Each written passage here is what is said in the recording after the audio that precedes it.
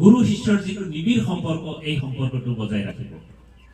এই সম্পৰ্ক যদি আপোনালোকৰ সঠিক নহয় তেতিয়াহ'লে আপুনি শিকোৱা পাঠটো ছাত্ৰ ছাত্ৰীয়ে ভালকে অধ্যয়ন নকৰে কাৰণ আপোনাৰ ওপৰতে গুৰুত্ব নাই আপোনাৰ কথাখিনিৰ ওপৰত কিমান গুৰুত্ব দিব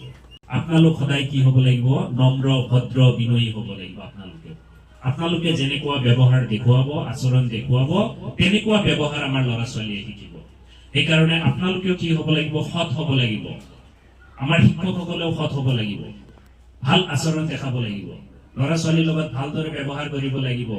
সদায় ল'ৰা ছোৱালীৰ লগত এটা ভাল সম্পৰ্ক স্থাপন কৰিব লাগিব যি শিক্ষকে ছাত্ৰ ছাত্ৰীৰ লগত ভাল সম্পৰ্ক স্থাপন কৰিব পৰা নাই শিক্ষক ছাত্ৰ ছাত্ৰীৰ লগত ভাল সম্পৰ্ক নাই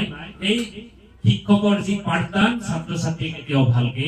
লাভ নকৰে শিকিব নোৱাৰে ছাৰজনক যদি ভাল নাপায় অন্তৰৰ পৰা ছাত্ৰজনে